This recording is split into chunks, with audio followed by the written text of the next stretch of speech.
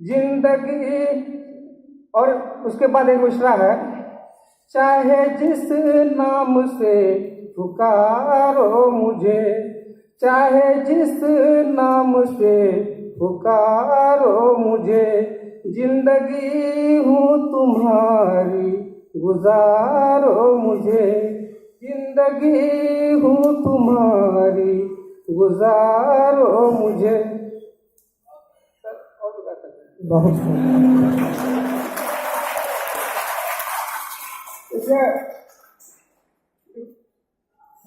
जब हमारे सर जो है सर की हिम्मत अफजाई हमको दे दिए हैं, इस वजह से हमको कोई डर शुबा नहीं है, मैं बिना झिझक बोल सकता हूँ, गा सकता हूँ, ये मेरा टॉपिक भी है, ये मेरी आज़ादी है।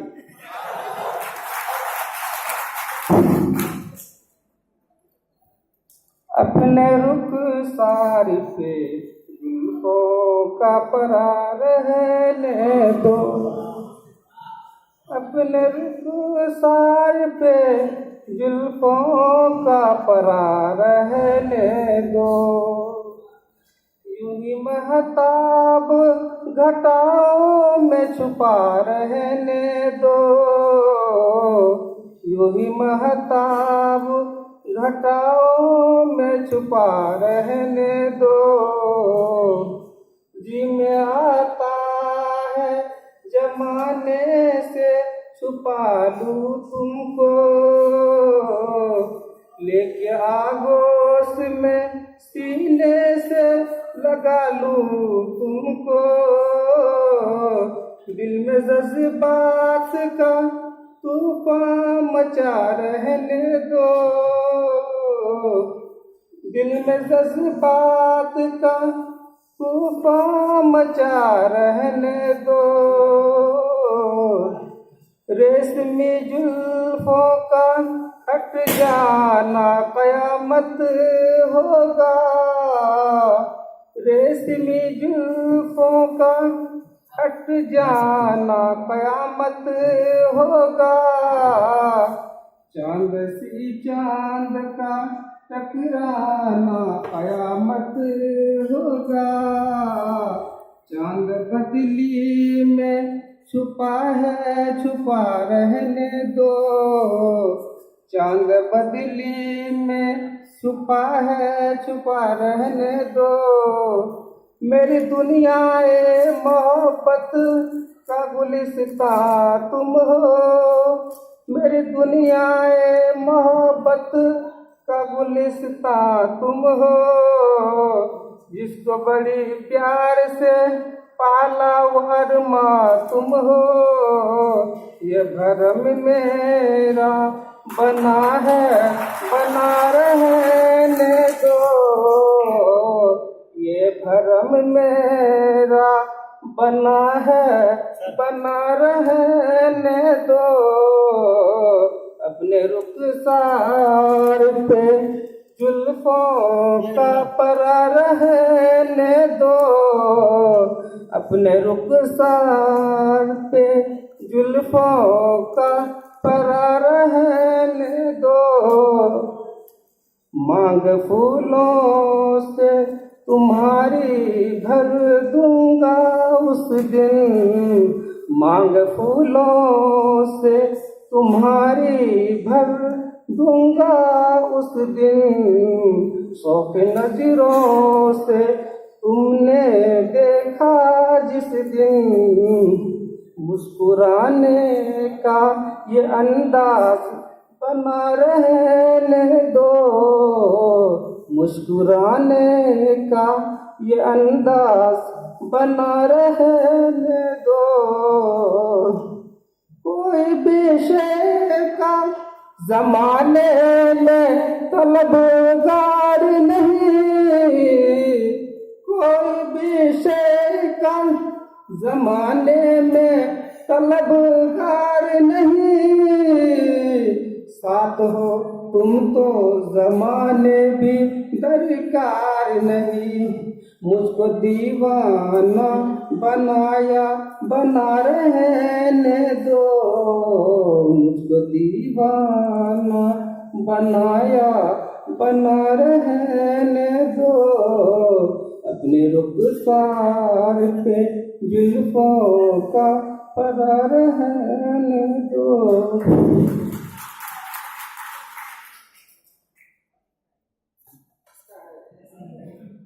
सर यूट्यूब से डायरेक्ट लिखे आप लेते हैं जी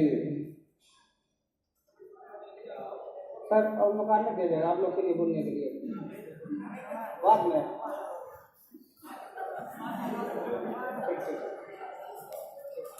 मुनासिब है हालात से समझौता कर लो, मुनासिब है हालात से समझौता कर लो। ये दुनिया है, यहाँ हर रोज ज़ेरो ज़बर होता है। और एक शेर कि अभी राह में कई मोड़ हैं, कोई आएगा कोई जाएगा। अभी राह में कई मोड़ हैं, कोई आएगा कोई जाएगा। जिसे तुमने भुला दिया उसे भूल जाने की दुआ करो। अब अगले प्रोग्राम के हाजरीन, ये थे मोहम्मद आयन आलम साहब जो अपने किस्मत से बहुत अच्छा ही पर्ची मिल गया। अब अगले प्रोग्राम के लिए मैं आवाज़ दे रहा हूँ। उनके बाद मोहम्मद आरिफ गनी साहब, roll number 12, Arif Gani. Roll number 13 MD Barkatullah साहब।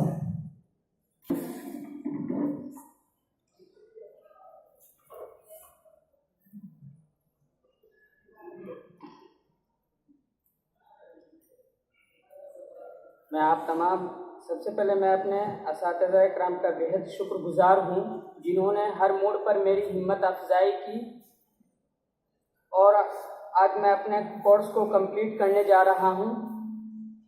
मेरा जो टॉपिक है वो हमको मिला है, आपकी सबसे बड़ी कमज़ोरी क्या है।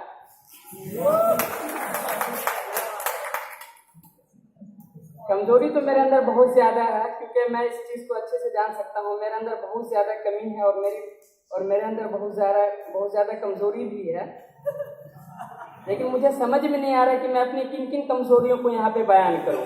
अरे मैं किसी एक को बयान करें जो सबसे अहम हो।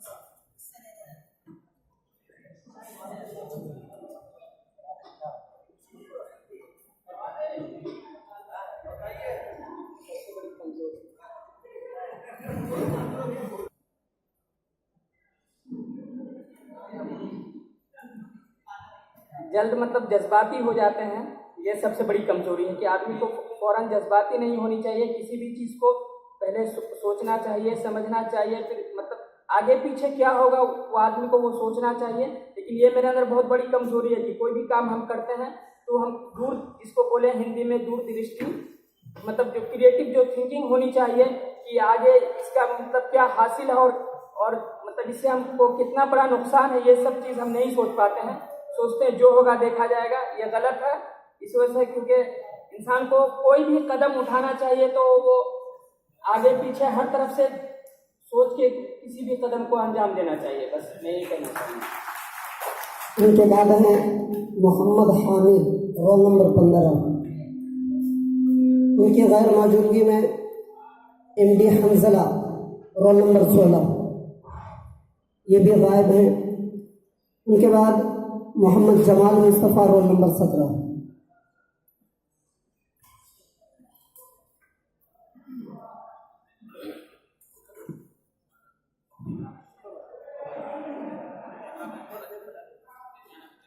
अस्सलाम वालेकुम। मेरा जो टॉपिक है, फर्ज कीजिए आप वजीर तालीम हैं और आपको यहाँ मेहमान खुसूसी के तौर पर बुलाया गया है। एक छोटे से खिताब की दरखास्त है।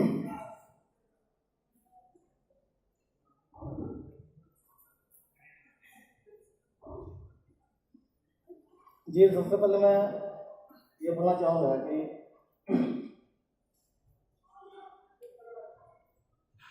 जहाँ तालीम सीखने और सिखाने का ये होगा, वहाँ का माहौल किस तरह का साजगार है कि नहीं है, किस तरह का है, वहाँ जो प्रिंसिपल है उसको मैं कुछ सजेशन दूंगा। और जो भी कमियां होगी उसको पूरा करने की कोशिश करने के लिए, और जो फंड होगा वो फंड ये किया जाएगा।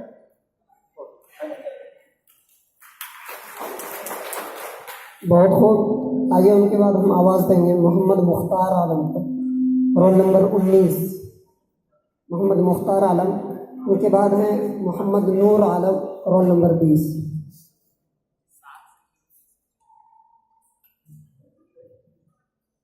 अस्सलाम वालेकुम।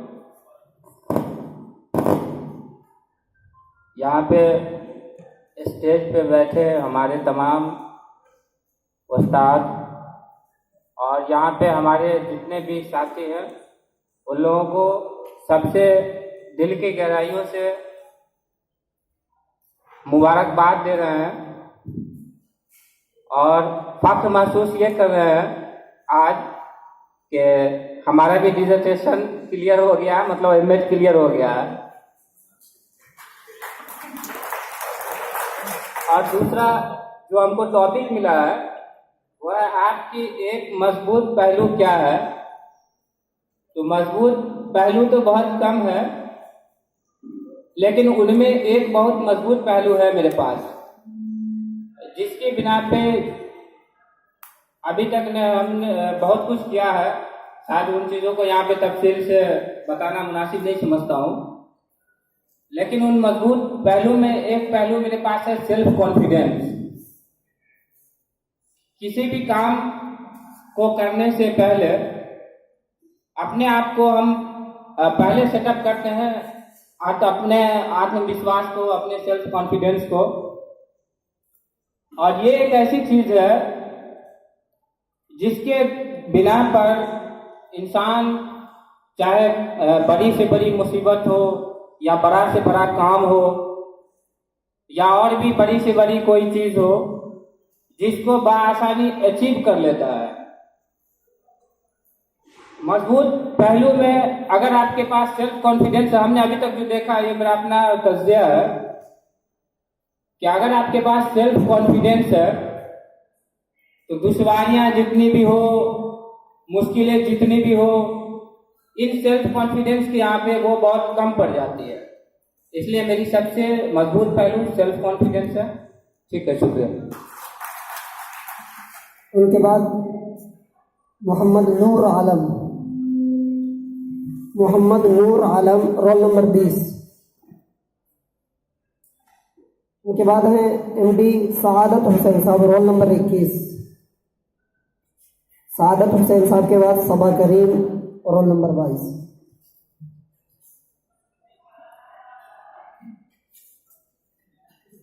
Assalamu alaikum. First of all, I would like to thank organizer of this program and यहाँ के उस्ताद कराम को। जब हम यहाँ पे आए तो सर एक शुरुआत में एक बात बोले थे कि तुमको 2 साल अपने ज़ुबान में जो बोलते हैं हम लोग को जो बहुत प्यारा लगता है कि थोड़ा 2 साल कब गुजरी हो तो लोग को पता न चलेगा।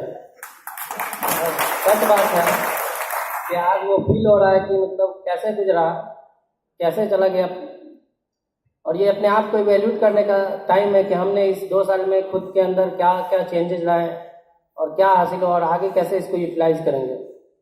यहाँ पे हमेशा सर लोगों का एक जो वो एटीट्यूड था वो एम्पैथी वाला था। हमेशा हम लोग के साथ वो अपनी चीज़ को अपना समझे। एक सिंपैथी होता है जिसमें बस होता है कि हाँ तुम्हारे पास ये कोई प्रॉब्लम है तो प्रॉब्लम है, बट एम्पैथी का मतलब होता है कि जो तुम्हारा प्रॉब्लम है जस्ट लाइक वो मेरा प्रॉब्लम है। तो हम लोग को ये हमेशा यहाँ पे फील हुआ। जो मेरा यहाँ पे टॉपिक है वो आप किस लिटरेचर को पढ़ना पसंद करते हैं और क्यों। सच तो ये है कि पढ़ना लिखना ऐसे भी बहुत कम टफ काम है। अब जनरली मैं आजकल या पिछले 2-3 साल से अगर एक किताब की बात करें तो यू कैन विन पढ़ते हैं शिव खेरा की। उसमें बहुत सारी ऐसी बात है जो लोकल मतलब एकदम टच होता है और उससे कहीं ना कहीं बहुत कुछ सीखने को मिलता है। मेरी सजेशन है कि आप भी उस किताब को पढ़ें जब भी मौका मिले तो, और उसको प्रैक्टिकल लाइफ में इस्तेमाल कर सकते हैं। छोटी छोटी बातें हैं लेकिन ऐसी है जिससे आप बहुत कुछ उससे सीख सकते हैं। और उससे बहुत कुछ फ़ायदा उठा सकते हैं। Thank you to all. शुक्रिया। उनके बाद है मोहम्मद सबा करीम, रोल नंबर 22। सबा करीम के बाद है एमडी शफीउद्दीन। अस्सलाम वालेकुम। आए हुए मेहमान और असातिज़ा कराम और अस्सलाम वालेकुम। मेरा जो टॉपिक है कॉलेज का पहला दिन, एहसासात शेयर करें।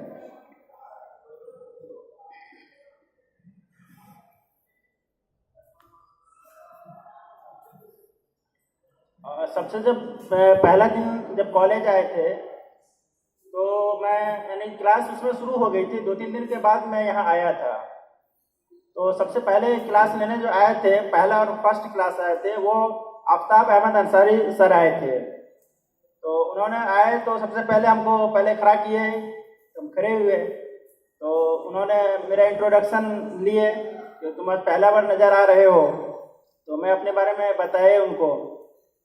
तो उनके बाद फिर जो है फिर बख्तियार सर की क्लास हुई थी उस दिन। तो ये सब रहा, पहला दिन था। और पहला दिन थोड़ा सा डर का था कि सर क्या पूछेंगे, क्या है, थोड़ा सा ये सब रहा। फिर धीरे धीरे सब चीज़ सही हो गया। ठीक है, शुक्रिया। उनके बाद है मोहम्मद सनाउल्लाह। Mohammad Sanaullah, roll number 24। उनके बाद है मोहम्मद नौशाद आलम, रोल नंबर 28।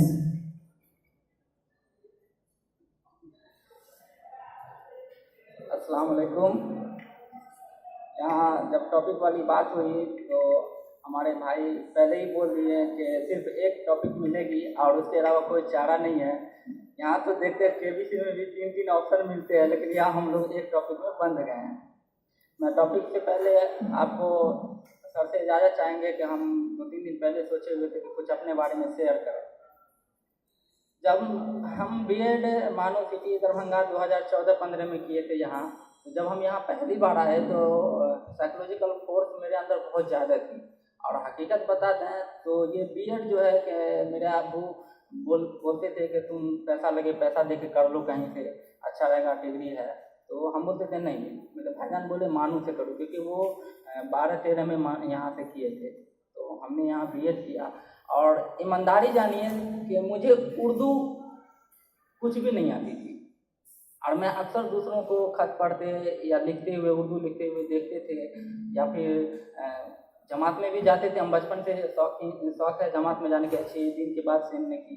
तो वहाँ भी जो है देखते थे तो हमको शौक होता था, हमको ऐसा फील होता था कि मुझे तो उर्दू आता ही नहीं है, हम फ्यूचर में हदीस कैसे पढ़ेंगे या फिर उर्दू कैसे, कोई भी किताब। जब मानू में यहाँ आए तो कुछ दिन प्रॉब्लम हुई, उसके बाद मुझे उर्दू पढ़ना और लिखना आ गया, लेकिन पूरी तरह से नहीं। उसके बाद जब यहाँ बीएड मेरा हो गया कंप्लीट, तो फिर उसकी एमएड की बात आई, जो कि अभी हम आप लोग के सामने हैं। तो मेरे भाईजान बोले कि एमएड में तुमको कुछ सीखना है तो मानू में जाओ, अगर सीखना नहीं है, सिर्फ सनद हासिल करना है, तो जहाँ जाना चाहते हो जाओ, पैसा हम दे सकते हैं। तो मैंने एमएड यहाँ से किया और इंशाल्लाह अल्लाह का शुक्र है और हमारे उस्ताद इकराम का बहुत बहुत शुक्र है। यहाँ आए और बहुत से यानी हौसला अफजाई किए, और यहाँ से अभी जो मेरा प्रेजेंट में जो मेरा उर्दू का मेयार है, जो अल्लाह के शुक्र से बहुत अच्छा लिखना और पढ़ना।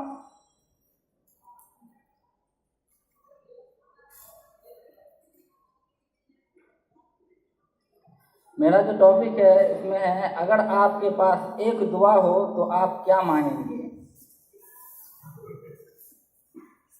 ये टॉपिक तो सिर्फ एक ही दुआ की बात है, तो सोच के बोलना पड़ेगा क्या मांगेंगे हम। कुछ ऐसी चीज़ हो जो हमारे सभी भाई बहनों के लिए हो, अकेले लिए तो मतलब ही कहलाएंगे। हमारे पास सिर्फ एक दुआ हो तो हम खुदा से ये दुआ मांगेंगे कि या अल्लाह हमारे सभी मुस्लिम भाई बहनों की सच्ची, अच्छी और पाकीज़गी दुआओं को कबूल फरमाएं।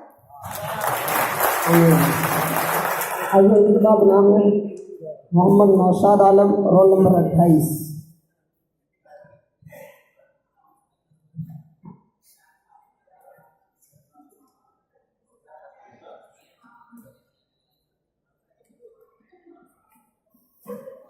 स्टेज पर जलवा अफरोज हमारे मुशफिक इशातजा कराम और खुसूसी मेहमान और हमारे BEd MA के तमाम साथियों, अस्सलाम वालेकुम।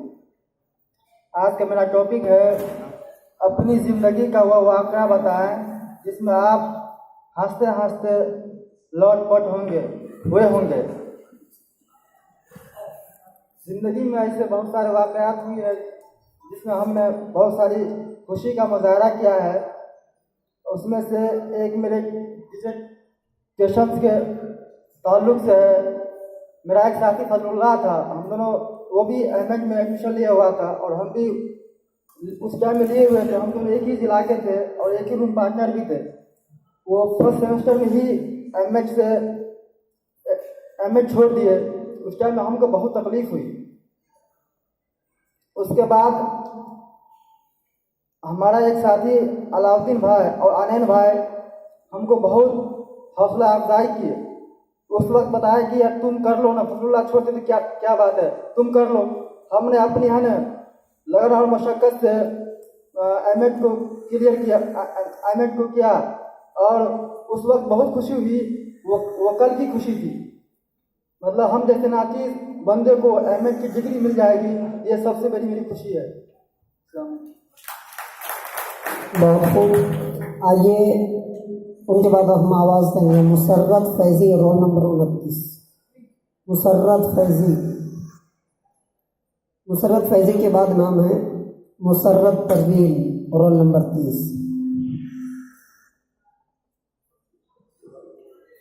मुसर्रत परवीन के बाद हैं मुस्तरी बानो के बाद नुज़हत जबील।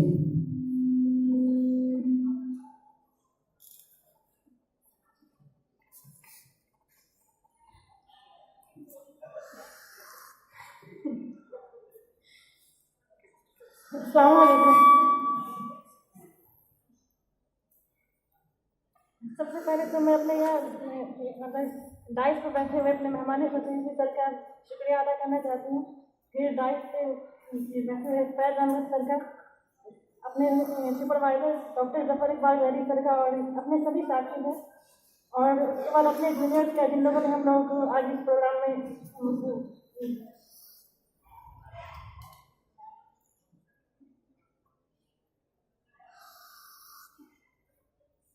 मेरा टॉपिक है एज अ सीनियर आप हमें क्या हिदायत देना चाहेंगे।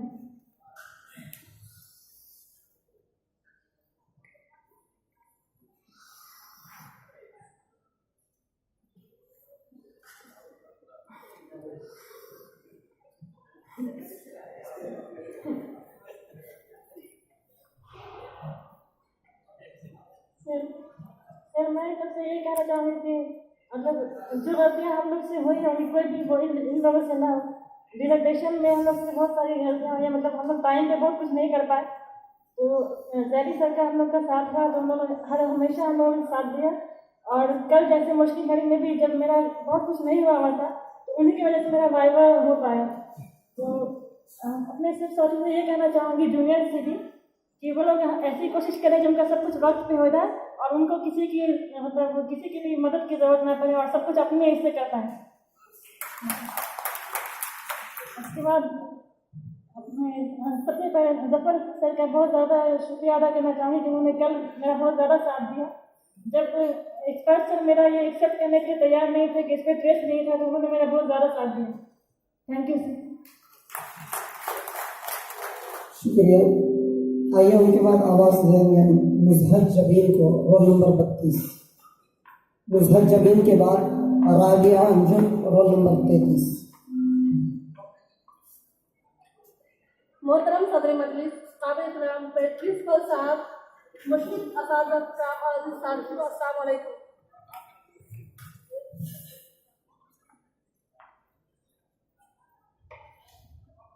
मेरा टॉपिक है अपनी ज़िंदगी का सबसे खूबसूरत तजुर्बा शेयर करें। इस कॉलेज में बिताया हुआ हर दिन सबसे खूबसूरत था, क्योंकि हर दिन हमें यहाँ कुछ नई चीज़ें सीखने को मिली हैं।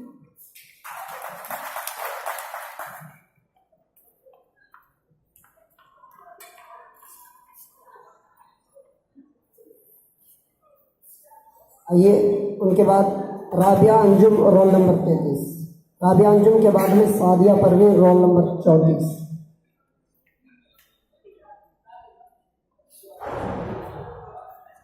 अस्सलाम वालेकुम।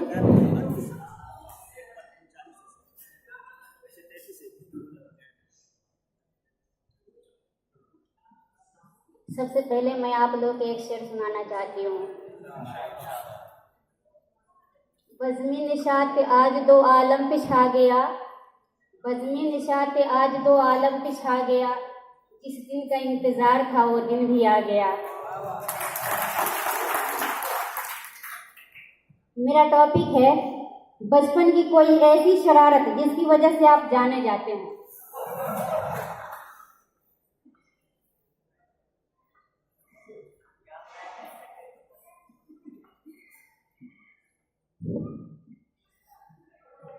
बचपन की सबसे बड़ी शरारत मेरी ये है कि मैं बहुत छोटी थी और उस वक्त मैं पढ़ने नहीं जाया करती थी, लेकिन मेरी अम्मी ज़ोर ज़बरदस्ती मुझे भेजा करती थी।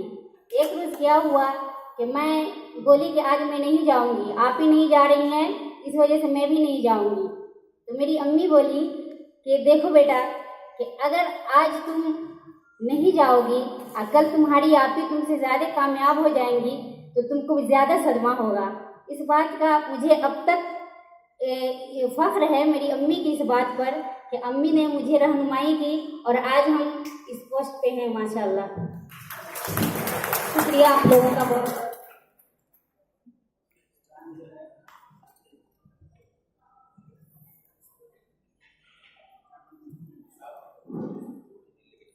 उनके बाद सादिया परवीन रोल नंबर 34। उनके बाद है सरफराज अहमद रोल नंबर 35।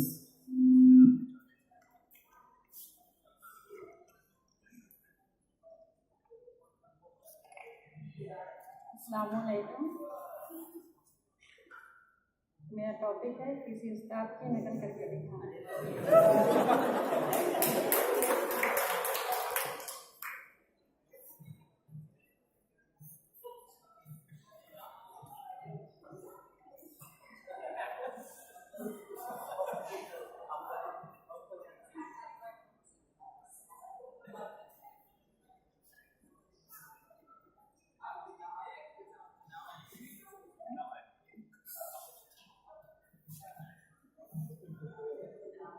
यहाँ सारे सर हम लोग का बहुत अच्छे से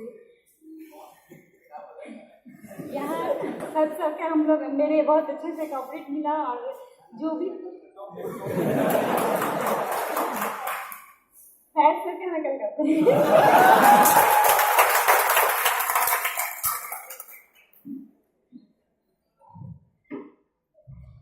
सर से जब भी मुलाकात होती है, सलाम होती है तो सर बोलते हैं, पूछते हैं क्या सादिया क्या हाल है, सब ठीक है ना, क्या तू बुला गई है कोई टेंशन है ना तेरे? नहीं सर कोई टेंशन नहीं है। हाँ तो टेंशन से मत ले, सब काम हो जाएगा। तो इस तरह से सर का बहुत कॉपरेट मिलता था। और सही में जब यहाँ एडमिशन हुआ था तो बहुत घबराहट थी। इससे पहले एजुकेशन हम मतलब कहीं बाहर में जाके नहीं लिए थे, बस ऐसे ही घर पे ही तालीम ली थी। तो यहाँ आने पर बहुत ज़्यादा हर एक चीज़ हर काम में घबराहट होती थी, यहाँ तक कि घर पे जाके रोना भी आता था।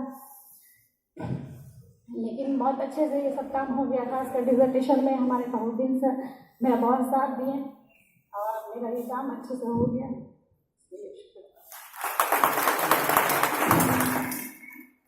उनके बाद सरफराज अहमद रोल नंबर 35। उनके गैर मौजूदगी में Shaheena इंतखाब roll number 36। Shaheena इंतखाब।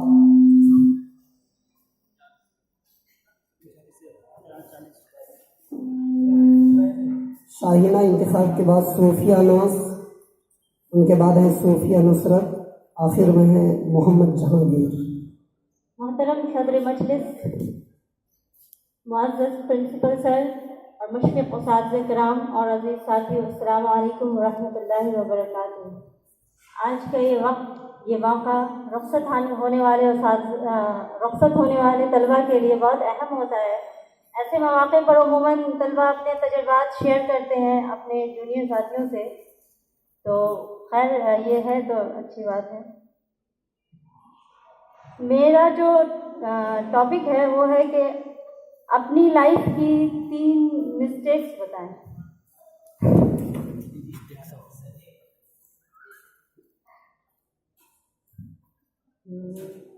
Mistake मेरी लाइफ की ये है कि मैं जब पटना में +2 कर रही थी तो मैं जब वहाँ गई थी तो ये अज़्म लेकर गई थी कि मैं वहाँ से MBBS के मकसद से मैं वहाँ गई थी कि मैं वहाँ प्रिपरेशन करूँगी, लेकिन कोई बहुत क्या कहेंगे उसको मस्तनद वजूहात नहीं थी, लेकिन मैं वहाँ से छोड़ कर चली आई। ये मुझे लगता है कि ये मेरी लाइफ की मिस्टेक थी। और सर अगर आप लोगों की इजाज़त हो तो मैं चंद मिनट कुछ कहना चाहती हूँ सर। जबकि सब लोग यहाँ मौजूद हैं माशाअल्लाह, सिटी के तमाम तलबा और तालिबात और हमारे सभी असातिज़ा कराम, मैं कुछ लम्हात हैं जिनको याद करना चाहती हूँ और उन लम्हात का ताल्लुक़ गुज़श्ता दिनों से हो रहे जो तकारीब हैं उनसे होगा। सर ये जो तकरीबें हो रही हैं बहुत अच्छी बात है, होनी चाहिए, लेकिन इनमें जो ये तवालत हो रही हैं वो मुझे थोड़ा ज़्यादा लगती है। ये मेरा पर्सनल अपना व्यू है। उसमें जैसे कि सर मुझे याद है कि जब हम लोग फर्स्ट टाइम आए थे तो हम लोगों को सर ने कहा था कि टीचर्स डे हुआ था, तो उसको कहा था सर ने कि आप लोग खुद अरेंज करें, B.Ed के तलबा और M.Ed के तलबा। तो हम लोगों ने बहुत अच्छे से अपने तौर पर किया और उसमें आफ्ताब सर से हम लोगों ने पूछा था कि सर हम लोग चाय नाश्ते का इंतज़ाम करना चाहते हैं, तो सर ने बिल्कुल ही मना कर दिया और कहा कि नहीं, हम लोगों को माशाल्लाह इतनी सैलरी मिलती है कि हम अपने पैसे से चाय पी लेंगे, तो उन्होंने वो भी नहीं करने दिया। तो वहाँ से हम लोग बहुत इंस्पायर हुए कि माशाल्लाह कितनी अच्छी बात है। एक वो मौका, फिर जब इंटर्नशिप हो रहा था हमारा बीबी पाकर स्कूल में, तो जैदी सर ऑब्जर्वेशन के लिए गए तो उन्हें प्यास लगी हुई थी, उन्होंने पानी तलब किया और हमने पानी दिया। तो इत्तेफाक से हम सब में से किसी के पास पानी नहीं था, तो इरशाद जो B.Ed 4th सेमेस्टर का तालिब इल्म है वो गए और पानी ख़रीद कर ले आए। उस पर सब काफ़ी नाराज़ हुए कि क्यों तुम ख़रीद कर लाए, तुमने कहना था कि पानी नहीं है मेरे पास। तो वहाँ पर भी हमें बहुत ये लगा कि सर लोग कितना ज़्यादा मतलब तलबा के ख़र्चे को ये अपने ज़मन में लेते हैं। VC सर आए, उनको एक मामूली सा बुके पेश किया गया जो कि बहुत मुझे लगता है कि कोई बहुत ज़्यादा कीमती नहीं था,